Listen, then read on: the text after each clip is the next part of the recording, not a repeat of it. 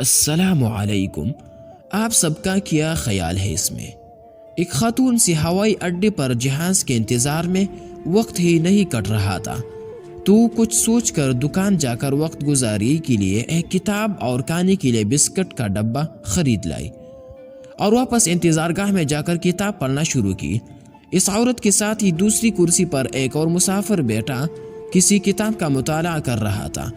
ان دونوں کے درمیان میں لگی میز پر رکھی بسکٹ کے ڈبے سے جب خاتون نے بسکٹ اٹھانے کے لیے ہاتھ بڑھایا تو اسے یہ دیکھ کر بہت حیرت ہوئی کہ اس کے ساتھ بیٹھے مسافر نے بھی اس ڈبے سے ایک بسکٹ اٹھا لیا تھا۔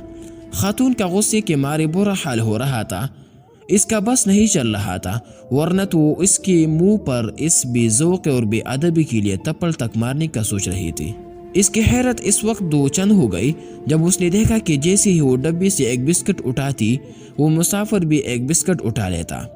غصے سے بے حال وہ اپنی جنجلاہٹ پر بمشکل قابو رکھ پا رہی تھی۔ جب ڈبے میں آخری بسکٹ آ بچا تو اب اس کے دل میں یہ بات جاننے کی شدید حسرت تھی کہ اب یہ بدتمیز اور بد اخلاق شخص کیا کرے گا۔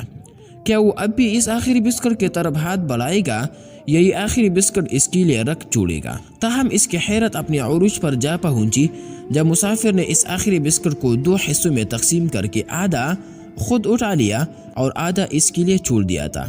خاتون کے لیے اس سے بڑھ کر اہانت کی گنجائش نہیں رہتی تھی۔ آدھی بسکٹ کو وہی ڈبے میں چھوڑ کر کتاب کو بند کرتی ہوئی اٹھ کر غصے سے پاؤں پٹکتے امیگریشن سے ہوتے ہوئے جہاز کی طرف چل پڑی۔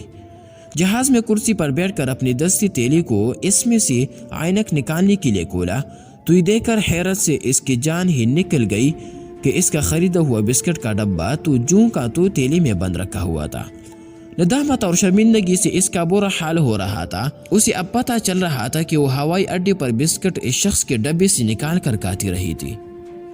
اب دیر سے اسے محسوس ہو رہا تھا کہ وہ شخص کس قدر ایک مہذب اور رحمدل انسان تھا جس نے کسی شکوے اور ہچکچاہٹ کے بغیر اپنے ڈبے سے اسے بسکٹ کھانے کو دیے تھے۔ وہ جس قدر اس موضوع پر سوچتی اسی قدر شرمندگی اور خجالت بڑھتی جا رہی تھی۔ اس شرمندگی اور خجالت کا اب مداوع کیا ہو سکتا تھا؟ اس کے پاس تو اتنا وقت نہ تھا کہ جا کر اس آدمی کو ڈھونڈے، اس سے معذرت کرے، اپنی بے وقوفی اور بے ادبی کی معافی مانگے یا اس کے اعلیٰ قدری کا شکریہ ادا کرے۔